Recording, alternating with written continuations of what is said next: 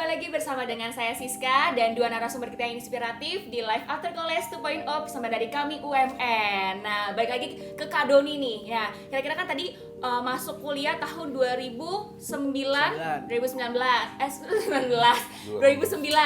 Terus habis itu lulus di tahun 2014. Nah, kira-kira selama perjalanan di UMN itu apa sih bekal yang dibawa sampai ke dunia kerja yang didapat dari UMN? Oke. Jadi gue lulusan DKV, penjurusannya animasi. Jadi buat selama gue kuliah itu gue sangat menyesal ada beberapa mata kuliah yang gue males tapi di dunia kerja itu ternyata kepake banget. Oh. Jadi kayak semacam mungkin sekarang nama udah ganti ya, Computer Graphic Introduction, terus Motion Graphic 1, 2 itu, 3D. Itu zaman dulu gue kayak sebenarnya bisa, gue tuh mampu. Tapi gue males zaman dulu karena kan ya namanya juga anak kuliah pada tahu lah ya kayak gimana kan. Ada jatah bolos harus dimanfaatkan. 3 kali. Iya, kataku juga 3 kali. Karena masih gitu ya. Nah, itu yang bikin sebenarnya ilmu kita tuh nggak sempurna, ada tapi nggak sempurna. Jadi yang di kreatif di bidang gue kan sekarang lebih ke emang buat branding dan kawan-kawan. Yang pasti desain grafis itu kepake banget. Terus animasi sekarang tuh kita shiftingnya ke animasi itu sangat diperlukan deh banget ya sekarang.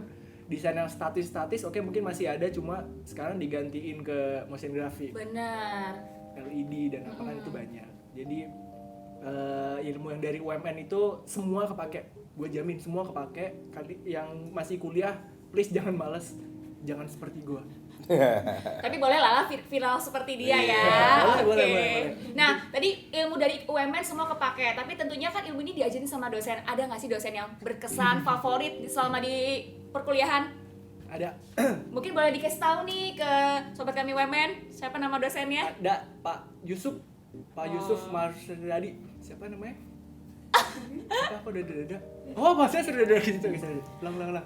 Ya Pak Yusuf, halo Pak Yusuf. Dia itu dulu masih kaprodi. Sekarang udah apa? Udah dekan. Oh, dosen aja ya, si Pak Yusuf sih. Dia itu waktu mengayomi banget deh ke mahasiswanya. Widih, mengayomi ya. Mengayomi sekali. Di luar jam kampus kita bisa nongkrong bareng, terus sharing di situ. Pak, nilai saya lebihin kali. Senggol-senggol nih. Bisa. Enggak sih, itu salah satu dosen yang berpengaruh buat gue sih si Pak Yusuf. Pak Yusuf ya. Salam dulu dong Pak Yusuf. Hai Pak Yusuf, apa kabar gitu. Nah, kalau dari Kopita ada nggak nih dosen yang paling berkesan selama di UMN? Oke, jadi saya punya 2 dosen yang paling berkesan. Yang pertama tuh banyak sih sebenarnya. Yang pertama tuh Pak James Luluhima itu senior wartawannya Kompas. Itu banyak kulas soal otomotif, tapi saya lupa dia ajar apa. Tapi pokoknya dia favorit. Kenapa? Karena dia tuh kalau ngajar cerita. Nah, jadi cerita pengalaman hidupnya dia dan pengalamannya dia sebagai wartawan senior di Kompas. Dan sekarang udah pensiun setahu saya. Kemarin sempat kontekan juga. Yang kedua ada Pak Arben Rambe, ini juga udah pensiun juga. Ini favorit banget. Kenapa? Karena saya ketua kelas di kelasnya dia. Dan saya nggak jago fotografi, tapi dia bisa pilih saya jadi ketua kelasnya, nggak tahu kenapa. Dan dia sempat bilang, nggak mungkin juga, mungkin. Dan sama dia juga ngajar passion banget, kan kelihatan orang yang ngajar passion. Sama yang ketiga Pak Ambang tuh dosen pembimbing saya, dosen pembimbing skripsi saya. Nah, itu 3 dosen yang favorit. Dan saya selalu berdoa bagi mereka selalu sehat selalu. Amin ya, semoga dosen-dosen UMN selalu sehat, mengajar mahasiswanya dan jangan pelit-pelit nilai ya. Itu dia yang paling penting. Nah, mungkin buat dari Kak Doni nih sendiri kan kalau misalnya kita bekerja, Kak Doni kan kayaknya profesional banget, mulai dari pengalaman kerja udah banyak. Nah, kira-kira gimana sih caranya supaya kita tuh ketika di dunia bekerja berkarya yang terbaik, yang benar-benar out of the box, yang gak biasa-biasa aja tuh gimana sih? Oke, jadi kalau kerja di bidang kreatif itu yang penting harus selalu kasih 100%. Harus 100% terus, mau itu kayak sepele cuma bikin apalah, kalau awal-awalan bikin brosur, bikin apa. Tetap tunjukin di karya kita tuh yang terbaiknya deh, karena orang tuh bisa lihat tahu. Bos kita tuh bisa lihat, ini kamu kerja nggak serius. Cuma tinggal tempel tempel doang gitu. Tempel doang. Itu bisa ketahuan. Dan kalau karya kita bagus, itu pasti mudah dilirik sama tempat lain lah kasarnya. Wih, pantesan aja dilirik sana sini, dipanggil-panggil ya. Cowok gitu. Dipanggil HRD. Kira itu. Itu terus sama harus selalu profesional di sini itu kayak kita tuh anak DKV, anak kan kayak kadang-kadang suka santai gitu kan kerja. Bener. Harus sambil dikit-dikit lihat Instagram, dikit apa. Itu boleh, cuma kalau pas kerja tuh harus fokus. Asli deh, kalau kalian fokus kerjaan tuh kayak cuma bentar doang, sisa kalian buat nanti santai-santai tuh bakal lebih banyak lagi. Gue selalu kalau kerja yang penting fokus dulu, gue beresin habis itu mainnya antar-antaran gitu. Oh, misalnya nih kita udah punya 8 jam kerja 8 nih, jam misalnya kerja. kalau profesional, berarti dipakainya berapa tuh? Gue cuma pakai 3 jam pertama, itu kerja sehari beres, ada revisi entar-entaran lah gampang. Sisanya 5 jam dipakai buat main? Sisa 5 jam, oh tidak. Kalau aku lihat tutorial YouTube buat naikin skill juga, lihat tutorial. Oh, jadi belajar bikin juga. side personal project gitu-gitu sih.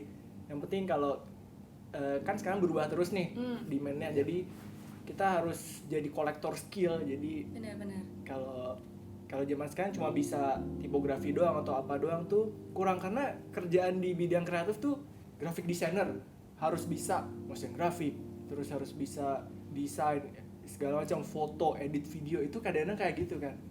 Jadi kalau pingin pingin dapat kerja yang sesuai passion lah kalian tuh harus bisa semuanya lah intinya zaman Harus sekarang. bisa semua, harus banyak belajar, Harus kemauan banyak gitu belajar, ya. benar. Jangan males nih ya, Jangan Sobat males deh. Kami Women. Nah, kalau dari Kopiter sendiri gimana tuh caranya untuk membangun sebuah usaha? Karena kan gak gampang nih, gimana tuh tips and triknya buat Sobat Kami Women? Gue juga pengen tahu nih. Kalau saya sih bangun sesuatu tidak berdasarkan passion, saya melihatnya peluang. Mungkin saya orang kapitalis kali ya sebenarnya. Jadi ya kalau ada peluang yang di depan mata kamu, meskipun itu bukan passion kamu, kalau saya sih saya jalanin. Selama itu menghasilkan uang lah. Iya dong, uang kalau semuanya cuan gitu kan. Jadi ya selama itu bisa menghasilkan uang, iya kenapa nggak kita jalanin. Nah, jalan ini benar tadi dengan baik, integrity. Benar. Integritas, kita harus punya integritas dan kita harus punya sesuatu yang berbeda. Kalau yang bagi saya tuh setiap saya bangun apapun, ya sekarang bisnis nggak cuma Ohana gitu, kita ada beberapa bisnis yang lain, jadi mau bikin apapun ya harus punya pembeda dengan kompetitor gitu. Atau kamu jadi yang pertama. Dan saya bilang saya nggak selalu jadi yang pertama, tapi harus jadi yang terbaik gitu. Jadi harus jadi yang terbaik. Dan kalau bagi gua mau hari ini mau usaha nggak gampang. Iya. Nggak gampang, tapi juga nggak susah gitu. Intinya kalau lu punya kemauan, lu punya skill, waktu kuliah, waktu kerja, buka lapangan pekerjaan, mainlah sebanyak-banyaknya. Maksudnya main tuh bergaullah dengan banyak orang, karena kamu nggak bakal tahu one day teman kamu tuh jadi apa gitu. Dan saya melihat sekali bisnis saya tuh banyak ditopang sama teman-teman saya yang dibantu sama teman-teman saya yang, oh ini ada yang jago animasi, ini ada yang jago di sosial media, oh ini ada yang jago di marketing, oh ini ada yang jago di pajak. Mereka semua bantu kita untuk kita naik dan kita juga bantu mereka. Jadi saling menolong dan tetap memberikan yang terbaik. Gitu aja. Oke, jadi dua-duanya harus memberikan yang terbaik ya, baik itu dari dunia profesional dan juga dunia entrepreneur. Dan satu lagi pertanyaan yang aku kepo banget, kan harus kasih yang terbaik ya. Nah, kira-kira tadi kan Kopiter sendiri banyak banget bisnisnya, sedangkan kan juga pasti Kak Doni ini sibuk banget kan di kantor. Gimana sih caranya ngebagi waktu buat keluarga? Mungkin dari Kak Doni dulu gimana tuh? Boleh gue pikir dulu nggak? Oh ya udah, boleh silakan. Oke, kalau bagi waktu untuk keluarga, kalau untuk event Sabtu Minggu pasti kita event wedding. Iya. Tapi ya karena kita udah masuk ke tahun udah nggak merintis, jadinya ya Sabtu Minggu itu bisa jadi waktu main lah sama anak. Betul udah punya anak 2, istri 1, jadi ya. Satu ya. Istri 1 dan kalau sama istri selalu ada waktu karena kantor sebelah-sebelahan. Ya, jadi ini juga Pantau. usaha ya, jadi usaha juga bareng sama istri.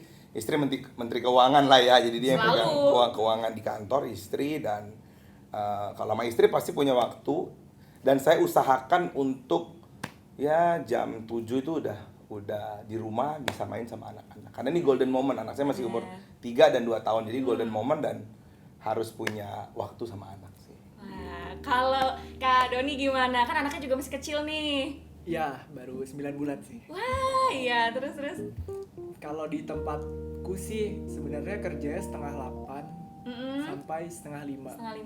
Cuman kalau itu buat yang karyawan yang baru masuk gitu, kalau udah aku tuh lebih sering ke luar kota kebetulan, besok ke Banyuwangi segala macam gitu minggu depan. Jadi bagi waktunya sebenarnya juga pengen banget Sabtu Minggu di rumah gitu.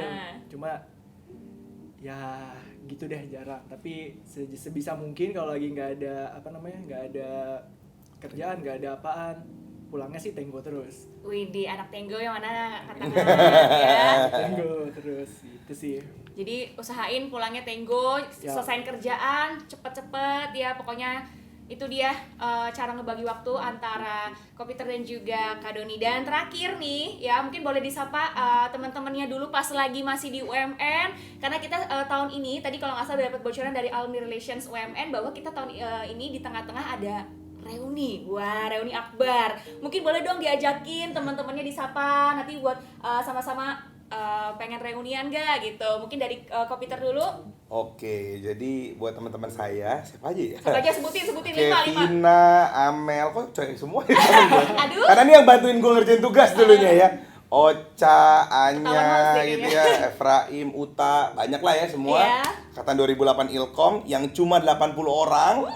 Pastikan kalau UMN bikin reuni akbar, kita mesti datang. Kenapa? Karena kita tuh udah sedikit dan harus datang lah ya. Karena angkatan kita kan kecil. Biar ada perwakilan lah. Ya, biar ada perwakilan lah gitu. Oke, kalau Kak Doni gimana? Boleh disebutin teman-temannya? Hai teman-teman gue yang so sibuk, ayo please kumpul dong, jangan cuma wacana di grup. Gian, Aldi, Iwan, siapa lagi, Tio, Gamal, terus Tito. Aduh, itu yang cowok-cowok, yang cewek-cewek nggak ada. Temen gue cowok sih. Kalian kalau bisa reuni, ayo kita kumpul-kumpul bersilaturahmi, karena seperti kata si Kopiter, kolaborasi berawal dari reuni. Betul. Wih, cakep. Kolaborasi berawal dari reuni ya. Dan buat jadiin hashtag ya nanti. Dicatat ya, Jeremy telah dicatat ya hashtagnya untuk tema kita reuni tahun ini ya. Dan tentunya Sobat Kami UMN, kita juga punya update-update menarik seputar alumni-alumni UMN untuk kita semakin berkolaborasi, semakin merangkul sesama. Pokoknya terus ikutin sosial media kami di Facebook Kami UMN, Instagram kami _UMN, email kami juga di alumni.umn@umn.ac.id. Website kita adalah alumni.umn.ac.id. Jadi langsung aja diikutin Instagram, sosial media, email semuanya, karena akan ada update terbaru seputar Kami UMN.